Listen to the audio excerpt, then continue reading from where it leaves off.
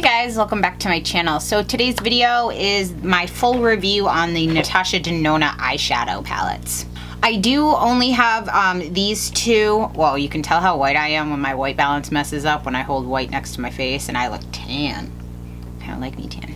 There is one 10 pan palette that I do not have, and there's also two individuals, the Blackest Black and then the Blackest Black Gold Rush, that I don't have either. I tried to order the 10 pan just so I could have the full collection to show you guys, but it's sold out right now. So first I picked up this purple blue palette during the Beautylish pre-sale. I signed up for early notification, I got stuff in there, and I picked up this palette because this palette just calls to me. Obviously, because of my shirt, I love blue and I love purple. How practical those are to wear on your eyes every day, I don't know, but I don't really find the entire palettes very practical for everyday wear anyway, which I will get into. Beautylish sent out an invite for local customers to come to an event that was on Tuesday, I believe it was, where Natasha Denona herself was at the Clift Hotel in San Francisco, which is right down the street from Beautylish's offices. And I actually got to meet two of the viewers there, which was awesome. I felt so flattered that they knew who I was. I met Maggie and Jita.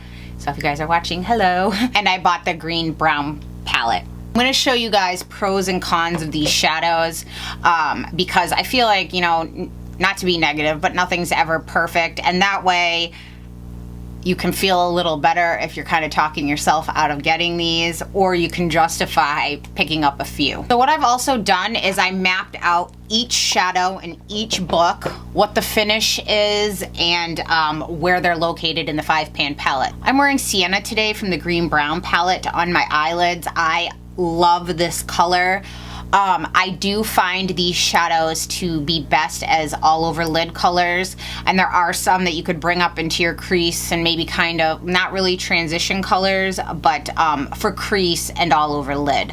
Like I mentioned in my second impressions video, if you haven't seen that, I will link it below. I do find them a little difficult to pair because the finishes are so different and they are so pigmented that they don't blend as well together. Picture mixing just like a solid blue with a solid purple. It's kind of like, you get it. I'm going to obviously talk about some price comparisons for you guys and kind of break it down what you're getting per ounce. I'll also show you a few things that I learned about the palette from that event that I wasn't aware, which actually is what made me buy the second one. I'm gonna address some changes that have happened to the palette, as well as some ingredient controversy that might be out there. As always, I will leave markers below because you guys know this girl likes to talk. And actually today I might not talk as much because I am under the weather. I feel like a cat poop sandwich. So at first I thought that if I got both palettes that was a total of the 56 eyeshadows, that's all there were.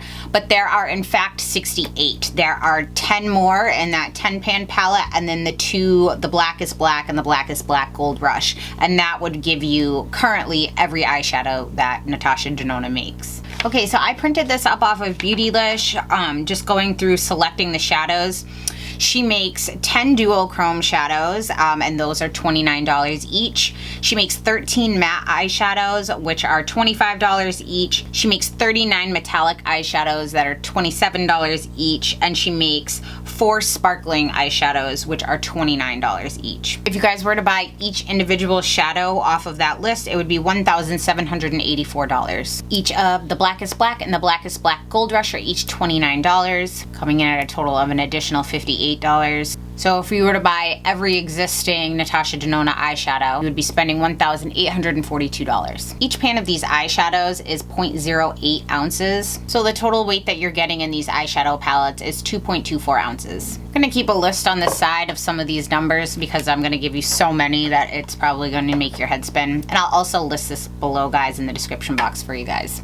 So in the green brown palette, you're getting 6 duochrome eyeshadows, 5 matte eyeshadows, 13 metallic eyeshadows, and 4 sparkling eyeshadows. So that is, you're at least getting one of each type of finish that she has. If you were to take all of the individual shadows and add them up, then this green brown palette has a value of $766 if you were to buy the shadows individually. Now in this purple blue palette, you're getting 4 duochromes, 7 matte shadows, 17 metallic, but no sparkly. So if you want that sparkling eyeshadows, the Green Brown palette is the only one that has that out of these. Actually, the third one too, because that third 10 pen palette is only all metallic finishes in that one. Now, I will tell you, some of these shadows are labeled as matte, but I find them to be, they have some kind of shimmer in there, like a finely milled glitter. So I don't really consider them matte, but the labeling does. Now that 10 pan palette, I'll show a picture here that I do not have. Those again are 10 metallic finishes only in that palette, giving that a value of $270. They do sell it for $95. I did ask them what these letters after the numbers stand for, because given the fact finishes are duochrome, matte, metallic, and sparkling, I'm like, where are the V's and S's? Like, the S's not stand for the sparkling shadow. So I'm like, what does that mean? And I guess way back when she was formulating these, the S, some of them were standing for satin, M, some were matte, some were metallic. So that's what those were from. Well, those are basically kind of just look at them like an item number now. It doesn't have any reflection on what the actual shadow is. I feel like finger swatches are really pointless. You guys know my feeling on that, just because of the pads on your finger and the oils in your hands when you're swiping and then wiping with some pressure against your hands. I don't feel like translate to how you apply them to your eye, unless you were to literally pick it up with your finger and smear it on your eyelid, which is not my preferred method of application. I am going to swatch these though. I'm also going to compare them with some other formulas and colors where I can show you guys if I have any potential dupes between my Makeup Geek and my Viseart palettes. So I want to give you guys a little bit of my experience with these shadows. So these really sparkly ones right here that are the sparkling finish, if I don't wear a glitter glue with that, eventually it starts to kind of like tear down on my face. And since I do have hooded eyes, which is a problem with any eyeshadows that are metallic like this, it will transfer a little up into my crease. Again, that's not uncommon for me. And these eyeshadows do contain sunflower oil, which makes them really, really pretty in that shiny look, like a oil slick. But that also helps them to transfer more onto my eyes. So with anything that's not like the duochromes, I can be okay if I'm just putting it all over my lid, but if I really want an intense, true color to what those finger swatches look like, I have to put a glitter glue on and then those. I did try to put these on over a white base in my second impressions video that you saw. Probably about 45 minutes in, I did get terrible creasing on my crease from that, but I did find that if I wear them without the white base, and just on their own, I don't get the creasing, but I will get the transfer. So I just wanted to let you know that. So straight away, the thing I noticed when I got the purple blue palette was that when I was looking online at other people's swatches and them talking about their palette, that my layout was very different from what theirs was. And while mine matched the back of the box, I did see some reviews that people's didn't. I did ask about that again. I asked at that Beautylish event, and basically they were just going through a reformatting, just giving the shadows a better, more cohesive layout, and with the color grouping. And so they basically were going through packaging while the palette, they were different. They weren't matching up for a little bit. They now all do match up. And this one had a perforated clear tab that I pulled out of it, just like this one does. But mine did not have originally the names printed on it like this one now does, and all of the new ones do have the name printed on it, which is nice, but I'm gonna rip this out because this drives me crazy. I have seen some people say that they don't like this palette. It's just a white patent leather with kind of foam on it on the sides here. I actually do like this. I was worried it was gonna get dingy at first, but if something gets on it, I can just wipe it off and it's okay. Again, that's just personal preference. Some people don't like that. One thing I want to show you guys, but I swear to God, it makes me so nervous to do this, because if something cracks in these, I'll cry. My biggest complaint with the first one that I got is it wasn't a cohesive palette.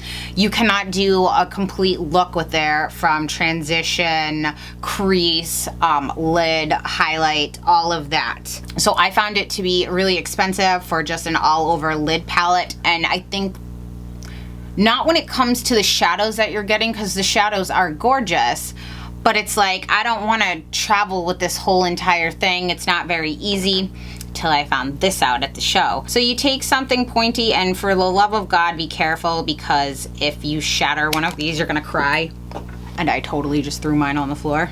If you push something in here, and now be very careful again, because you don't want to break them, but since it is, these are magnets. So at first too, I was thinking like, oh, if I just use one shadow and it runs out, it's gonna look so ugly. I don't wanna have to buy a whole nother one.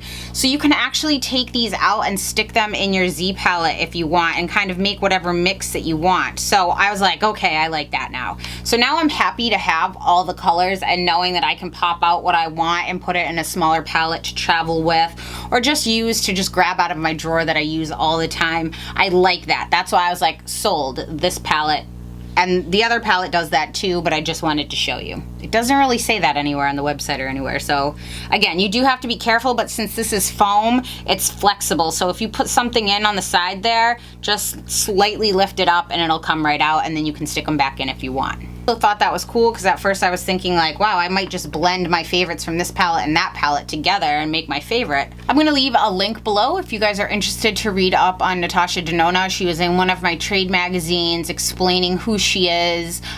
She does a lot of editorial work. She is a very well-known makeup artist. Natasha is an artist. She was born in Croatia and she was raised in Germany, and I believe now she lives in Israel. She is known for her very healthy, kind of radiant looks. That's why most of her shadows are that metallic kind of wet looking finish. I am wearing her foundation today. I'm obsessed with it. I've never found a foundation that I love as much as this one. So my experiences with these eyeshadows, I find the metallics to be completely beautiful. Sparkling finishes are absolutely beautiful, but again, if I don't use a glitter glue, they will fall out and they will transfer up on my lid, which basically it's almost like a pressed glitter. So I get that, I'm just telling you. I find some of the mattes to be really nice and other mattes just to be okay. So I think like most people, the first thing beyond, you see the swatch of the shadow and you're like, oh my God, that's gorgeous. And then you see the $239 price and you're like, oh, heck no. Like, that is a lot of money. I completely agree. It is definitely an investment. If you look at what you are getting though, the ounces that you're getting as well as the number of shadows you're getting, it's actually not completely ridiculous. So I wrote down some very well-known eyeshadows, and I'm going to show you guys a price breakdown here. I'm gonna go down in order of what people really normally, I think, consider kind of more affordable. So the Natasha Denona eyeshadows, since they do have several finishes that range in price, if you add those up and divide it, the average cost per shadow is $27.50. Each shadow is 0.08 ounces. For 28 of them, you'd get a total weight of 2.24 ounces. If you were to take the amount that you spent on these palettes and you wanted to spend it on individual eyeshadows for Natasha Denona, you'd be able to buy 8 of the duochrome, 9 mattes, 8 metallics, or 8 sparkling. So I would compare these more to the Makeup Geek foiled eyeshadows, and not even the duochrome, because I don't really feel that they hold a candle to any of the duochrome that are in here. So I'm gonna discuss the Makeup Geek foiled eyeshadows. So those are each $10 a pan. If you were to buy 28 of them, the total would be $280 for that. So that puts that at more than this. And each one of those shadows is 0.064 ounces times 28. Total weight that you would get is 1.79 ounces. So if you were to take the $239 that you spent on this palette and you wanted to buy those Makeup Geek foiled eyeshadows, you'd be able to buy 23 of them. Next, I want to talk about MAC. So MAC doesn't really have, I can't compare their shadows to these because they're not in the same realm at all. It would probably be one of their more like the pressed pigments and things. I'm just going to show you up the regular pans. Now keep in mind you would need, and same thing for the Makeup Geek, you would need to buy also a Z palette to put these loose pans in because there is no palette with it. So the MAC eyeshadows at $10 each. If you were to buy 28 of them, the total would be $280. You get 0.04 ounces in each MAC pan, and then so to get 28 of them, you'd be getting a total of 1.12 ounces. If you were to take the $239 you spent on this palette and buy those MAC shadows, you'd be able to buy 23 MAC eyeshadows. Next, let's talk about Urban Decay. Urban Decay eyeshadows are $19 each. If you were to get 28 of them, you'd spend $532. The Urban Decay eyeshadows are 0.05 ounces. If you were to get 28 of them, you'd have 1.4 ounces of product. If you were to take the $239 you spent on the Natasha Denona palette and buy the equivalent Urban Decay eyeshadows, you'd be able to buy 12 of them. That kind of puts things a little more in perspective. Next, let's show Makeup Forever. Makeup Forever eyeshadows are huge and they are really great quality. Those eyeshadows are $21 each. So if you were to buy 28 of those, you'd spend $588. Each one of their eyeshadows is 0.07 ounces times the 28. The total weight that you would get is 1.96 ounces. If you were to buy those eyeshadows with the amount you spent on the Natasha Denona palette, you'd be able to get 11 of those eyeshadows. Here is a really shocking one that I wouldn't have thought. I love my Viseart eyeshadow palettes. I really don't care for their shimmers, really. I do have all the palettes now. I find them to be really subtle kind of shimmer, nothing like these. I've never found better mattes though. Viseart matte palettes are great. I use that neutral matte palette every single day, that dark matte palette. I adore those. So you can only buy those, and I did see that they're coming out with something called like the enfants, which means like babies or children, so they're smaller. I don't know yet if they're new colors or if they're existing colors that they're now just breaking down into more affordable options. But those come with 12 palette pans, and the 12 palette pans are $80, which breaks down to roughly $6.67 an eyeshadow. For $1 more, at $240, you could buy 3 of these palettes. At 3 of those palettes, you would get a total weight of 2.52 ounces. So basically, you can get 36 of the Viseart eyeshadows for what you get for 28 of the Natasha Denona. Dog is going crazy today. She's down here. She's really grouchy. She's getting really old. There's someone moving. She's going nuts. What's new, right? She's always barking. You're an old grouchy lady. Come here. She's an old grouchy lady. You grouchy? Huh? She's shaking. Now I have dog hair on me, but I made her a little nest. Yeah, that's not ladylike on camera. Okay, now I have dog hair on me and we're just gonna have to move past that. So we addressed the layouts are now all going to be similar. The next thing I wanted to address is that my purple blue palette it does contain parabens, while the new palettes they reformulated and they took the parabens out as their preservative. If you guys have been watching me for any amount of time, you know that I will link pros and cons below for you guys to read about both. Again, I work in manufacturing of beauty products and I studied years and years of chemistry, so I am able to tell you with a lot of confidence that I'm not concerned about the use of parabens. They are a very effective preservative against bacteria and fungus. About a decade ago, a study was done that showed that there was a link between parabens and ovarian and breast cancer. Their study wasn't controlled and it wasn't very scientific. So since then, the Cosmetic Independent Review Board has gone through and they have tested this and found it not to be an issue. Obviously, everything in moderation. You may ask, like, if parabens aren't dangerous, why did they reformulate it? Well, for the reason that there's a lot of misinformation about it, and so by just formulating them with a different preservative, you have a wider reach of your audience, and some people can be sensitive to them and get contact dermatitis. So they just reformulated without. If I wanted to, Beautylish would have exchanged my purple blue palette if I was concerned, but I'm not, so I kept it. You guys think about the nature of what a preservative is. It's a chemical. You're trying to stop what nature's doing, which is decaying something, right? Think about the effects that that has on your skin or the possible dangers. I mean, obviously, you're trying to reverse what nature wants to do. So there are always going to be risks in there. You just have to decide, do you want staph or do you want fresh, clean makeup, you know? Again, you guys have to decide what you are comfortable exposing yourself to, because in this day and age, I can find a report that is going to tell you that anything will give you cancer. You know, the air you breathe, the sun that you walk out in, everything does. I'm going to link links below where you guys can read pros and cons. Again, I'm very aware that I mentioned that in my Morphe video, and I also linked those articles below again. They do not concern me. Reformulation of products does take some time though, so all the new ones that are out are all the reformulated ones. I have not noticed a difference in performance. I did go back and forth seeing if the tweak changed the shadow performance at all, and it does not. Next, I want to address the talc that are in these eyeshadow palettes. Okay.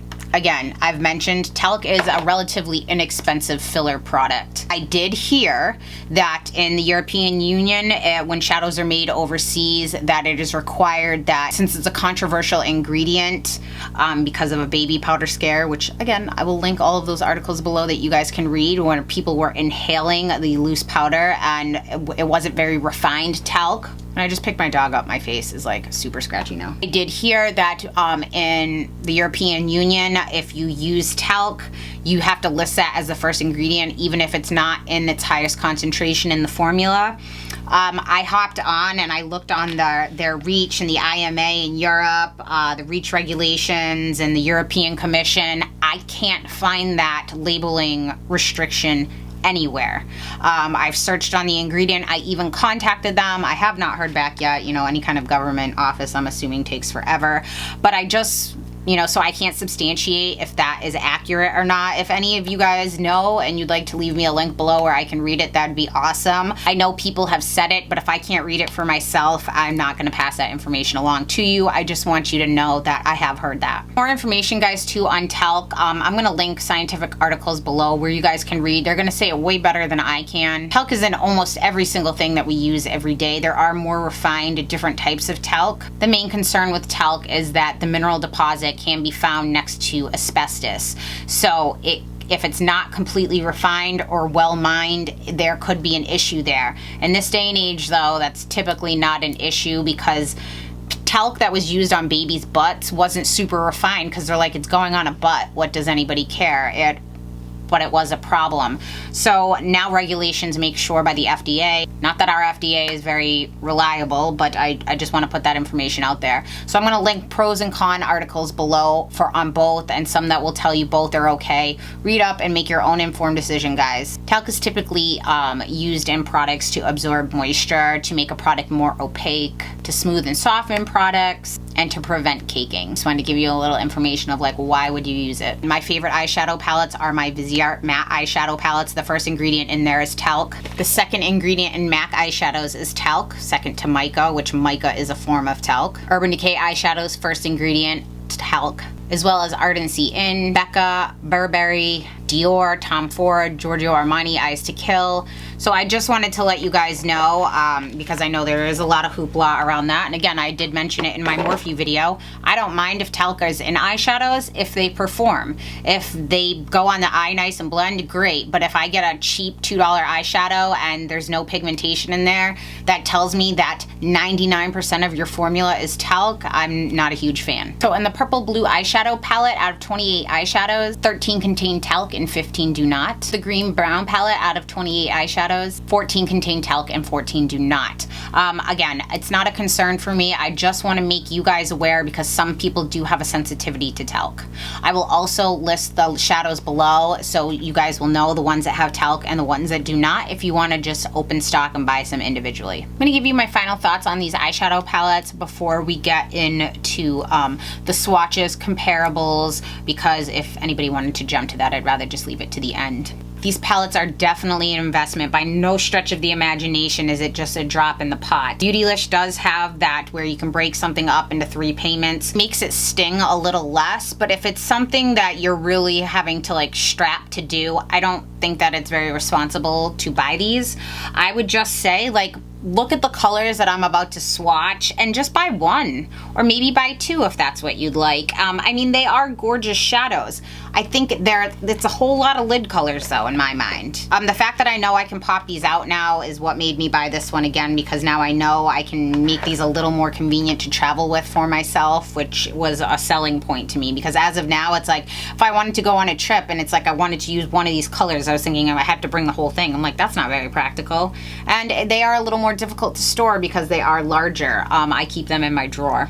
My recommendation to get your biggest bang for your buck is pick one of these, like the one I have all over my lid today. That's like a good everyday color for you that you can actually wear. I mean, probably not to work, but something that you can wear during the daytime if it's the weekend you really like, and then pick one that's a little more adventurous, like, you know, maybe one of these greens or one of the golds or something if you like a lot of shimmer, and that way you get a nice little taste of them, and then if that shadow runs out you can always buy more, but you don't have to feel compelled. Some of these mattes are okay. They're not like the best things ever. I will star the ones that I like the best so you guys are aware. I will also do that down in the description bar so you guys can see for easy reference. I think that for the collector that these palettes are great if you're comfortable spending that amount of money. I mean, there are people that are either gonna get these regardless of anything I say because they want them, and that's fine. If you're on the fence about them and they are in your budget, they are nice shadows. As long as you know you're not going to be able to use every single color every single day.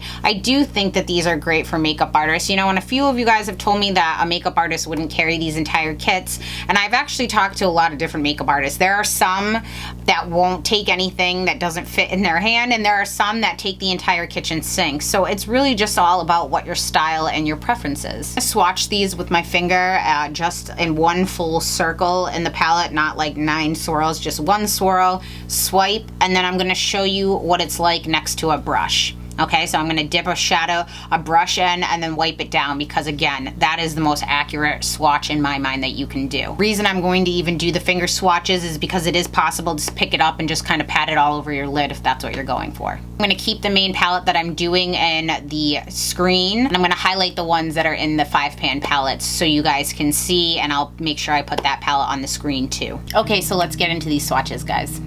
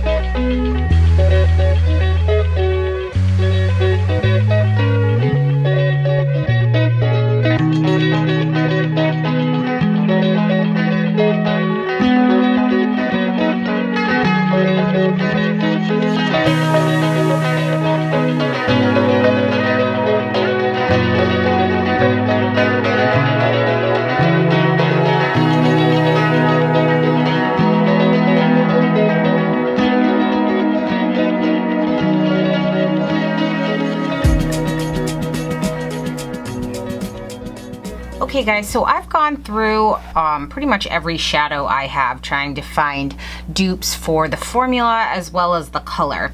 I will say what comes closest is the Makeup Geek foiled eyeshadows, although there are not really any color dupes that I have. I did check my Busy Art, my Sultry Muse, any of those shimmers, the Paris Nudes. I also checked some of the duochromes and just the Kat Von D crushed metal shadows, and so I'm going to swatch a few of them for you to just show you the consistency, but again, there are no color dupes really. Here I'm going to swatch Oxide.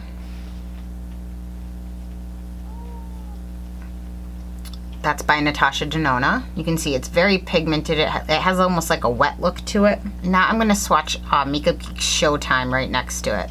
You can see it's still really creamy, but it's not as pigmented. I mean, granted, the colors are different. But this, I would call the Natasha Denona one more oily. Now I'm going to swatch one of the Makeup Geek duochromes, and this is Steampunk. This has a little more depth, kind of like the duochrome that Natasha Denona makes, but again, it's not as, see how this one's kind of like chunky because it's so pigmented and so kind of oily, and these are a lot more smooth. Now I'm going to swatch one of the Kat Von D Crushed Metal shadows. You can see these are beautiful too, nice and buttery, but again, not as pigmented as the Natasha Denona. But the formulas are all pretty similar and kind of give the same effect.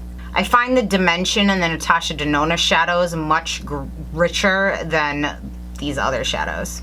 Next shadow I'm going to swatch for you is out of the Sultry Muse palette from the Viseart. Now, this looks gorgeous on my hand and on my finger here, but it doesn't translate very well onto the eyes with a brush. I think the Viseart mattes are the best mattes on the planet, but I don't really love their shimmer shadows. They only seem to go on well if you use your finger, so I wouldn't even put these in the running with these, although the Viseart palettes blow any other mattes out of the water. So if you want mattes, go to Viseart. If you want shimmers, I would pick up just a couple of the Natasha Denona ones because you certainly don't need 56 of them. So I hope you guys found this review helpful. If you guys have any questions, comments, or concerns, please leave them in the comment section down below. Thank you so much for tuning in, guys, and I will see you next time. Bye.